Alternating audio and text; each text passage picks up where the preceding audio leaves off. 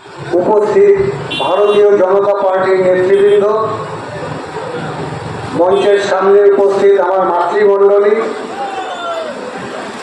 এই রেলবাজারের সমস্ত ব্যবসায়ীবৃন্দ, নাগরিকবৃন্দ এবং এই শব্দযন্ত্রের মাধ্যমে আমার কণ্ঠস্বর যতদূর পর্যন্ত পৌঁছাচ্ছে সেই সমস্ত সুধী নাগরিকবৃন্দকে ভারতীয় জনতা পার্টির পক্ষ থেকে প্রথমে গৈরিক অভিনন্দন জানাচ্ছি।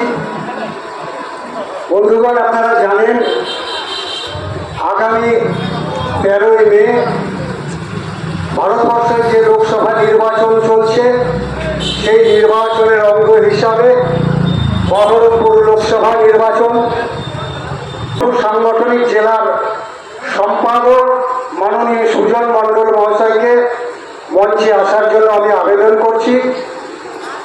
যে কথা বলছিলাম, বহরমপুর লোকসভা নির্বাচন ভারতবর্ষের গণতন্ত্রকে রক্ষা করতে গেলে আমরা প্রায় প্রত্যেক বছরই ভোট দিই।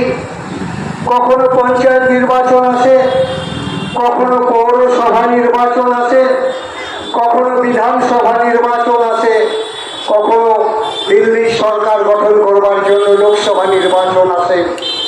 আমাদের সম্মুখে লোকসভা নির্বাচন এসেছে। আমরা জানি ভারতবর্ষের সরকার চালাচ্ছে ভারত মায়ের সুসন্তান নরেন্দ্র দামোদর দাস মোদীজির নেতৃত্বে এনডিএ সরকার চলছে।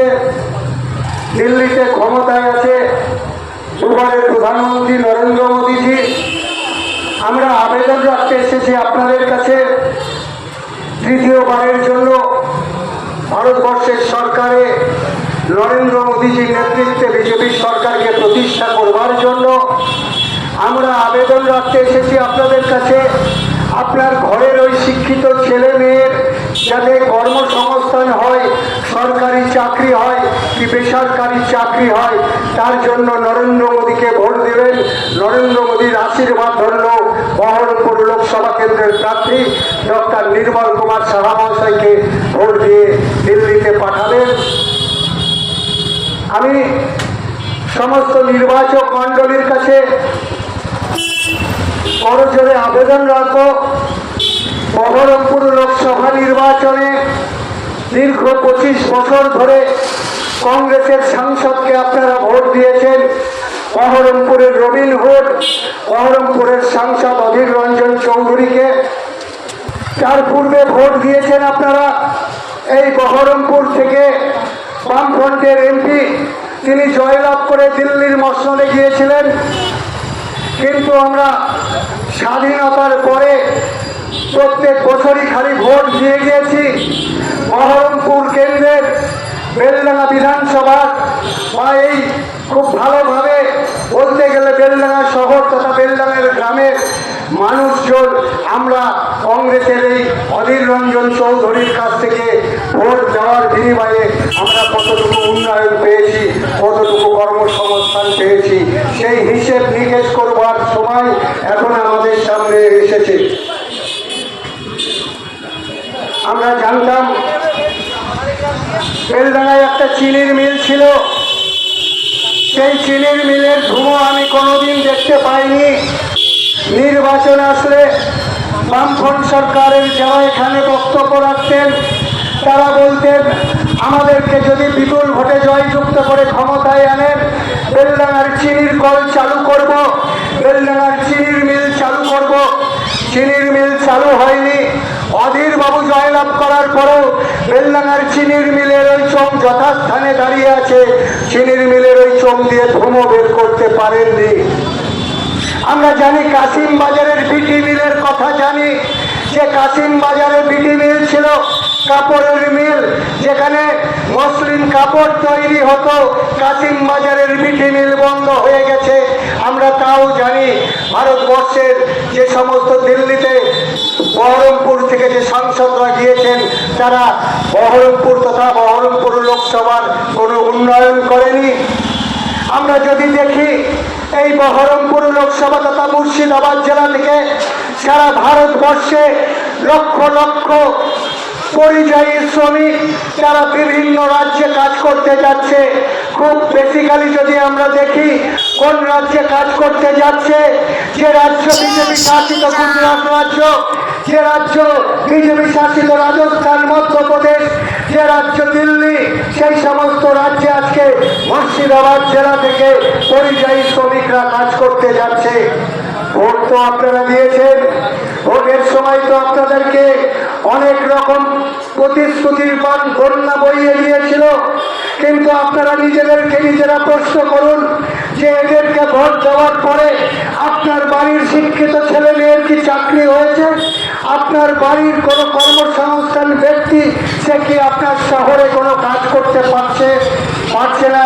তাকে পরিযায়ী শ্রমিক হিসাবে তার স্ত্রী পুত্র বয়স্ক পিতা মাতাকে ত্যাগ করে আজকে গুজরাট, রাজস্থান, কেরালা, মধ্যপ্রদেশে কাজ করতে যাচ্ছে দুটো অন্যের সংস্থান করতে যাওয়ার জন্য। আজকে দীর্ঘ 34 বছরের যে বাম অপশাসন, সেই বামফ্রন্টের অত্যাচারের হাত থেকে মুক্তি পাওয়ার জন্য আপনারা 2011 সালে ওই শুভ্র কাপড় পরিহিতা, হাওয়াই চপ্পল পরিহিতা মাননীয়া মমতা বন্দ্যোপাধ্যায়কে ভোট দিয়ে আপনারা পশ্চিমবঙ্গের ওই সিপিএমের জগদ্দল পাথরকে ওই বঙ্গোপসাগরে নিক্ষেপ করেছিলেন। কোন আশায় করেছিলেন যে আপনার পরিবারে কর্মসংস্থান হবে? সিপিএমের যে অত্যাচার ছিল সেই অত্যাচারের হাত থেকে নিষ্কৃতি পাওয়ার জন্য আপনারা মমতা ব্যানার্জির কথায় বিশ্বাস করে পশ্চিমবঙ্গের এই অত্যাচারিত সিপিএমের সরকারকে উৎখাত করেছিলেন। কিন্তু আপনারা কি করেছিলেন? আপনারা রঘু ডাকাতকে তাড়াতে গিয়ে আপনারা এই মমতা বন্দ্যোপাধ্যায় নামক এই ডাকাত রানী পশু রানীকে পশ্চিমবঙ্গের বুকে ক্ষমতায় এনেছেন। আজকে মমতা বন্দ্যোপাধ্যায় যে কোনো মঞ্চ থেকে বক্তব্য রাখতে গেলে আমরা যে র্যাম্পে হাঁটি, আমরা জানি সৌন্দর্য প্রতিযোগিতার যে র্যাম্প থাকে, সেই র্যাম্পে স্বল্প বসনারা যে র্যাম্পে হেঁটে বিশ্ব সুন্দরী প্রতিযোগিতা যারা অংশগ্রহণ করে, ঠিক সেই স্টাইলে মমতা বন্দ্যোপাধ্যায় পশ্চিমবঙ্গের মাননীয় মুখ্যমন্ত্রী ওই র্যাম্পে হাঁটতে হাঁটতে ভারতবর্ষের মাননীয় প্রধানমন্ত্রীকে, যশস্বী প্রধানমন্ত্রীকে, ভারত মায়ের সুশাসনকে অকথ্য ভাষায় গালিগালাজ করছে। কে করছে? পশ্চিমবঙ্গের মাননীয় মুখ্যমন্ত্রী। ধিক্কার জানাই পশ্চিমবঙ্গের মুখ্যমন্ত্রীকে। আমার লজ্জা হয় আমি এই পশ্চিমবঙ্গে জন্মগ্রহণ করেছি, যে পশ্চিমবঙ্গে রবীন্দ্রনাথ ঠাকুর, নজরুল ইসলাম, কবি সুকান্ত বন্দ্যোপাধ্যায়, নেতাজি সুভাষচন্দ্র বসু, উমেশচন্দ্র বন্দ্যোপাধ্যায় জন্মগ্রহণ করেছিলেন। সেই পশ্চিমবঙ্গে আজকে পশ্চিমবঙ্গের মুখ্যমন্ত্রী মমতা বন্দ্যোপাধ্যায়। আমি নিজেকে প্রশ্ন করি, মঞ্চে যখন মমতা বন্দ্যোপাধ্যায় বক্তব্য রাখে তখন তার সঙ্গে যে সিকিউরিটি গার্ডরা থাকে বা ওই মঞ্চে যারা তার দলের কার্যকর্তা কর্মীরা থাকে, তারা কিভাবে তাদের হাসি চেপে রাখে? কারণ মমতা ব্যানার্জি মঞ্চে 100টার মধ্যে 99টা মিথ্যে কথা বলে। আজকে পশ্চিমবঙ্গের অবস্থা কি হয়েছে দেখুন। আজকে মমতা বন্দ্যোপাধ্যায়ের যে কোনো প্রার্থী নির্বাচন ক্ষেত্রে প্রচারে গেলে সাধারণ মানুষ, গ্রামের মানুষরা চোর চোর চোর করে স্লোগান দিচ্ছে। আজকে এই তৃণমূলে জন্মের সময় জন্মলগ্ন যদি একটু খেয়াল করেন, যে আশা নিয়ে তৃণমূল কংগ্রেস করেছিল, তৃণমূলের জন্ম হয়েছিল, সেই সময় যারা তৃণমূল করত আজকে তৃণমূলে তারা কেউ আছে কিনা একবার লক্ষ্য করে দেখুন। আমি বহু তৃণমূলের নেতা কর্মীদের সঙ্গে আমি কথা বলেছি, তারা বলছে যে ভাই তৃণমূল যে আশা নিয়ে করেছিলাম ওই কংগ্রেস ভেঙে তৃণমূলে নাম লিখিয়েছিলাম, সেই তৃণমূল আর নেই। বর্তমান তৃণমূল হচ্ছে চোরেদের তৃণমূল, এখানে একজন ভদ্রলোক নেই। কারা বলছে? বিজেপি বলছে না, বলছে তৃণমূলের যারা প্রাক্তন কার্যকর্তা, যারা তৃণমূলের জন্মলগ্নে কংগ্রেস ভেঙে তৃণমূলে নাম লিখিয়েছিল। আজকে আশ্চর্য হয়ে যাচ্ছি। আপনারা জানেন কলকাতা হাইকোর্টের প্রধান বিচারপতি প্রায় 26,000 শিক্ষকের চাকরি বরখাস্ত করে দিয়েছে। এই 26,000 শিক্ষিত ছেলে মেয়ে যারা আপার প্রাইমারি, যারা সি গ্রেড এবং ডি গ্রেডের কর্মচারী, যাদেরকে কলকাতা হাইকোর্ট যাদের চাকরি থেকে বরখাস্ত করেছে, তাদের মধ্যে প্রত্যেকে কিন্তু দোষী নয়। তাদের মধ্যে প্রায় 20 থেকে 21,000 শিক্ষিত ছেলে মেয়ে যারা তাদের যোগ্যতায় চাকরি পেয়েছিল। মাত্র 5,000 যারা শূন্য পেয়েছিল ইন্টারভিউয়ে, যারা পরীক্ষার খাতা সাদা জমা দিয়েছিল, আর ওই তৃণমূলের নেতাদেরকে কয়েক লক্ষ টাকা দিয়ে চাকরি কিনেছিল, সেই 5,000 ওই চোর শিক্ষকের জন্য আজকে 20 থেকে 21,000 আমার ঘরের শিক্ষিত ভাই বোনের চাকরি চলে গেছে। আপনারা প্রশ্ন করবেন না মমতা বন্দ্যোপাধ্যায়কে? মমতা বন্দ্যোপাধ্যায় ভোট পারতেন না? কোর্ট যখন রায় দিয়েছিল, কোর্ট যখন জাজমেন্ট করতে গেছিল, মমতা বন্দ্যোপাধ্যায় আপনার আমার ট্যাক্সের টাকায় ওই চুরি আটকাবার জন্য হাইকোর্ট থেকে সুপ্রিম কোর্টে ভারতবর্ষের প্রকৃত যশা সেই সমস্ত লয়ারদেরকে নিয়ে মুভমেন্ট করেছে। মমতা বন্দ্যোপাধ্যায়ের টাকা, কার টাকায় এই সুপ্রিম কোর্টে লড়াই করছে চোরদেরকে বাঁচানোর জন্য? প্রশ্ন করবেন না? আজকে মমতা বন্দ্যোপাধ্যায় চাকরি দিতে পারছে না। মমতা বন্দ্যোপাধ্যায়ের শিক্ষামন্ত্রী ছেলে, মমতা বন্দ্যোপাধ্যায়ের খাদ্যমন্ত্রী ছেলে, মমতা বন্দ্যোপাধ্যায়ের বনমন্ত্রী ছেলে, মমতা বন্দ্যোপাধ্যায়ের টোটাল ক্যাবিনেট আগামী দিনে ওই ছেলে বসবে। মমতা বন্দ্যোপাধ্যায়ের আয়ু আর বেশি দিন নেই। মমতা বন্দ্যোপাধ্যায়ের ক্যাবিনেটের আয়ু আর বেশি দিন নেই। আজকে একটু লক্ষ্য করে দেখবেন, সনাতন হিন্দু ধর্মের যখনই কোনো উৎসব আছে, ঠিক তার পূর্ব লগ্নে মমতা বন্দ্যোপাধ্যায় যে কোনো মঞ্চ থেকে বক্তব্য রাখে, আর বক্তব্যের শুরুতেই বলে ওই 17 তারিখে রামনবমী আছে। আপনারা খেয়াল করেছেন, বিগত 17 এপ্রিল আমাদের রামনবমী ছিল। মমতা বন্দ্যোপাধ্যায় কোনো এক সভা থেকে বলছেন, আপনারা সংখ্যালঘু ভাইরা সাবধান, ওই 17 তারিখ হচ্ছে দাঙ্গা দিবস। আমি সনাতনী হিন্দু ধর্মের সমস্ত মা বোনদের কাছে আমি করজোড়ে প্রশ্ন রাখতে চাই, আমি সংখ্যালঘু ভাইদের কাছে প্রশ্ন রাখতে চাই, রামনবমী কি দাঙ্গা করার দিন? মমতা বন্দ্যোপাধ্যায় মঞ্চ থেকে ঘোষণা করছে, সংখ্যালঘু ভাইদেরকে উস্কিয়ে দিচ্ছে, আর তার ফলস্বরূপ ওই রেজিনগরের শক্তিপুরে দাঙ্গা হয়েছে। ওই গঙ্গার ওপরে মমতা বন্দ্যোপাধ্যায়ের উস্কানিতে দাঙ্গা হয়েছে। আজকে মির্জাপুরের দিলীপাড়ায় ওখানে তো কোনো সংখ্যালঘু ভাইয়ের উপরে রামনবমীর মিছিল আক্রমণ করেনি। তাহলে দিলীপাড়ায় কি করে মন্দির ভাঙা হলো? দিলীপাড়ায় কি করে হিন্দু ভাইদের বাড়ি ভাঙচুর করা হলো? আপনারা যা দূরদর্শনের সংবাদ দেখেছেন বা শুনেছেন, আপনারা জানেন মুর্শিদাবাদ জেলার 2টো থানার ওসি এবং আইসিকে নির্বাচন কমিশনার বরখাস্ত করেছে। তার মধ্যে আমার বেলডাঙ্গা থানার আইসি মোহাম্মদ জামাল উদ্দিন মন্ডল আছেন, আর ওই রেজিনগর শক্তিপুর থানার অফিসার ইনচার্জ আছেন। কেন এদেরকে নির্বাচন কমিশনার বরখাস্ত করেছে? তার কারণ করতে পারেনি সনাতন হিন্দু সংস্কৃতির যে রামনবমীর মিছিল, সেই মিছিলের উপরে মমতা ব্যানার্জি সংখ্যালঘু ভাইদেরকে লেলিয়ে দিয়ে দাঙ্গা করিয়ে দিয়েছে। আর সেই দাঙ্গা ওই মমতা বন্দ্যোপাধ্যায়ের যে ওসি এবং আইসি আছে তিনি কন্ট্রোল করতে পারেননি। তাই আপনাদের কাছে বক্তব্য দীর্ঘায়িত করতে চাই না, আমি শুধু সংখ্যালঘু ভাইদের কাছে আবেদন করবো, করজোড়ে নিবেদন করবো, তারা আরেকটা আমি আপনাদেরকে স্মরণ করিয়ে দেবো, একটু মার্জনা করবেন আমাকে। বিগত পৌর নির্বাচনের কথা আমি একটু স্মরণ করিয়ে দিতে চাই, যদিও এখন পৌর নির্বাচন নেই। এই পৌরসভা নির্বাচনে আমরা 2 নম্বর ওয়ার্ডে কি দেখেছিলাম?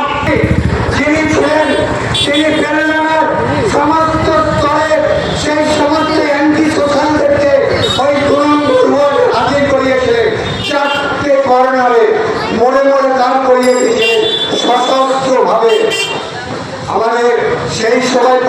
সবাই যারা আমরা নির্বাচনে লড়াই করেছিলাম এবং পাড়ার মানুষ যারা খুব ঠান্ডা মাথায় সেই দাঙ্গা হওয়ার প্রাক মুহূর্ত, সেই প্রাক মুহূর্ত তারা সামলে নিয়েছিল।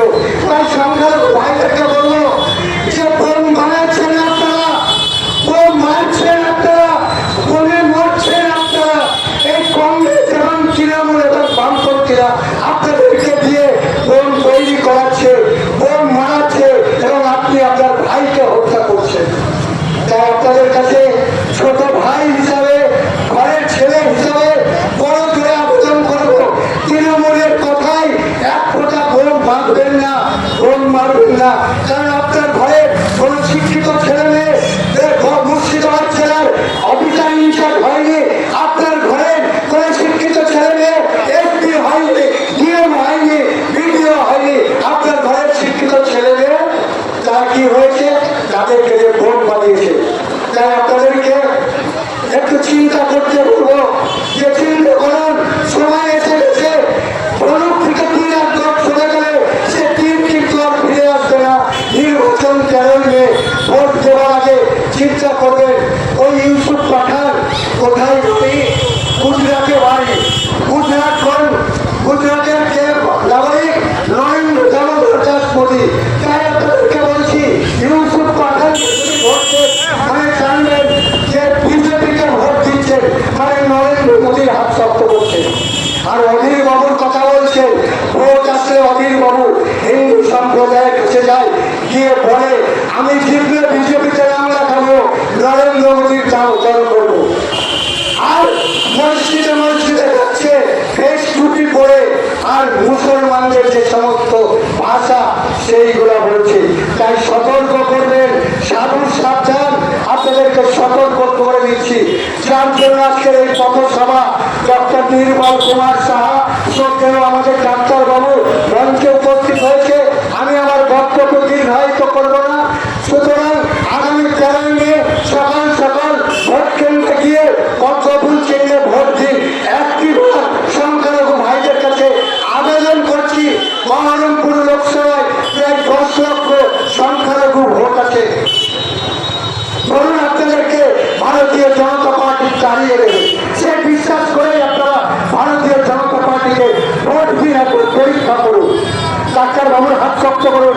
আমি দায়িত্ব নিয়ে বলছি, যদি ডক্টর নির্মল কুমার সাহা বহরমপুর লোকসভা থেকে আপনারা জয়লাভ করে পাঠান, তো দিল্লিতে নরেন্দ্র মোদীর ক্যাবিনেটে ডক্টর নির্মল কুমার সাহাকে দেখতে পাবে ক্যাবিনেট মিনিস্টার হিসাবে, এবং মন্ত্রিত্ব পাবে ডক্টর নির্মল কুমার সাহা। আমি এই চলমান পথসভা থেকে দায়িত্ব নিয়ে বলে গেলাম। এবং আপনাদের মুর্শিদাবাদ জেলায় যে পিটি মিল চলে গেছে, এরা সুগার মিল চাপচালিদের কাছে বিক্রি করে দিয়েছে। মুর্শিদাবাদ জেলায় কর্মসংস্থান নেই, কলকারখানা নেই। ডক্টর বাবু ছিটলে মুর্শিদাবাদ জেলার কোন পরিযায়ী শ্রমিককে বাইরের রাজ্যে গিয়ে কাজ করতে হবে না। ডাক্তার বাবু মুর্শিদাবাদ জেলাকে কর্মসংস্থানের ব্যবস্থা করবার চেষ্টা করবে। ভারতবর্ষের প্রধানমন্ত্রী নরেন্দ্র মোদীর কাছ থেকে মুর্শিদাবাদ জেলার জন্য কাজ আদায় করে আনবে। এই বলে আমি আপনাদের কাছে পরে জন্য আবেদন করছি, সকাল সকাল ভোট কেন্দ্রে যাবেন, পদ্মফুল চিহ্নে ভোট দেবেন। আর সেন্ট্রাল ফোর্স থাকবে, কোনো ভয় নেই, আপনার নিজের ভোট আপনি নিজে দেবেন। এই বলে সকলকে ধন্যবাদ, গৈরিক অভিনন্দন জানিয়ে আমি আমার সংক্ষিপ্ত বক্তব্য শেষ করছি। বন্দে মাতরম, ভারত মাতা কি জয়। আপনাদের সকলের